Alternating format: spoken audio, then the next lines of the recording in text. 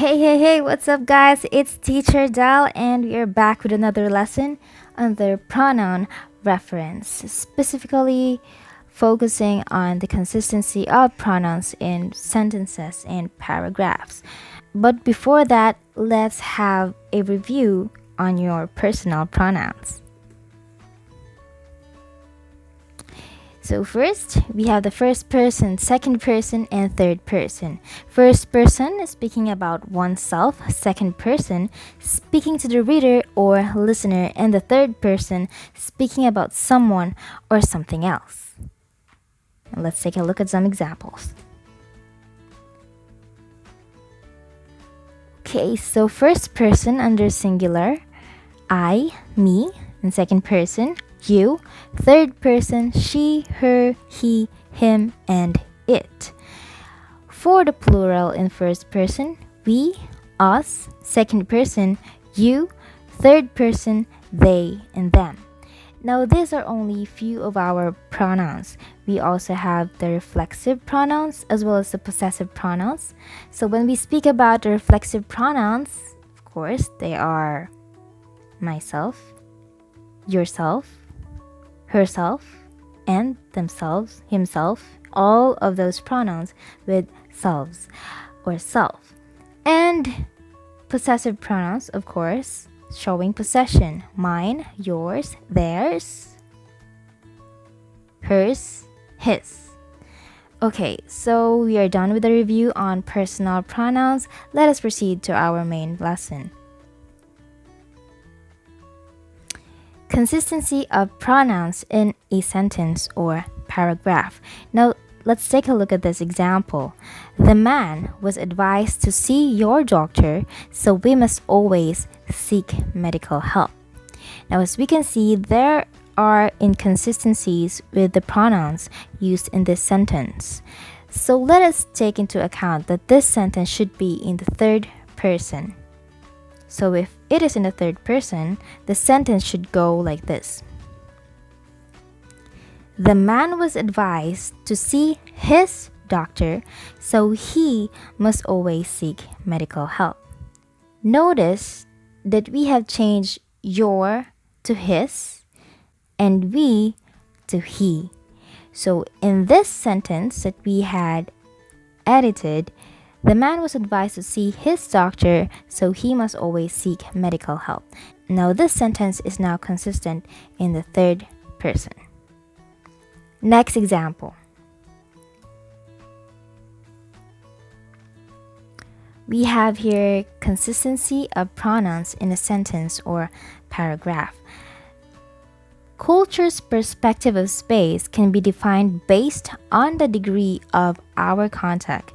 There are high contact cultures that appreciate touch and closeness. Latin Americans are more comfortable talking when he stands close with somebody, and there is a sense of their trust and openness to each other. On the other hand, low contact cultures detest touch and closeness.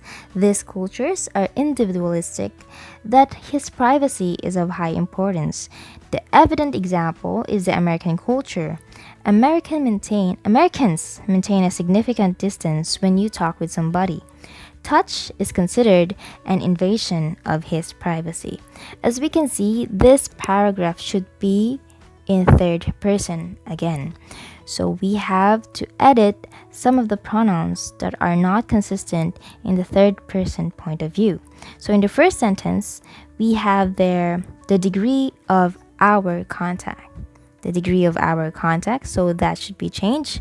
Culture's perspective of space can be defined based on the degree of their contact. It should be their instead of our. There are high contact cultures that appreciate touch and closeness. Latin Americans are more comfortable talking when he should be they stand close with somebody.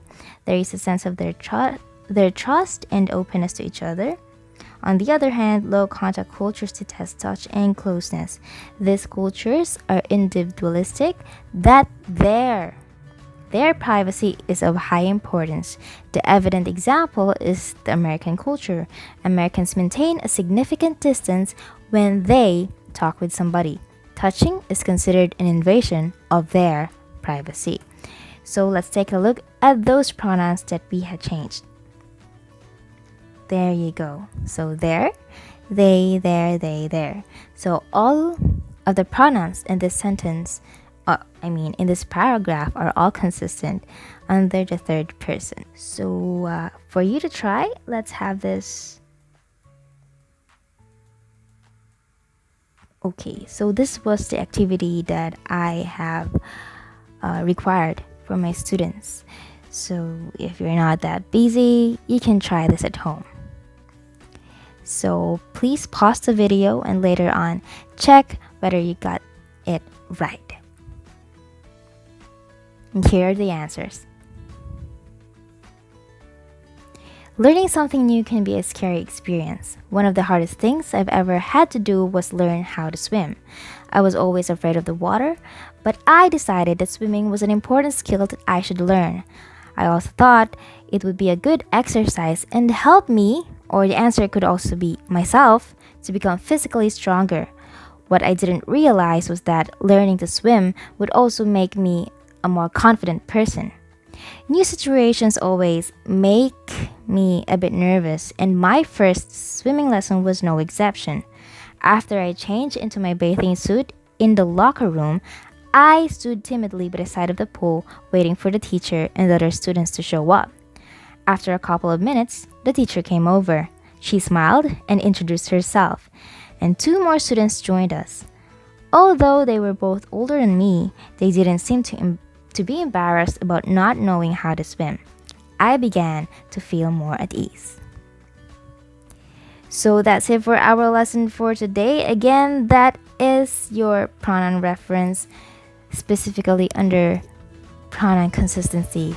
So that's it, and I hope you'll be back in our next lesson. This has been Teacher Del.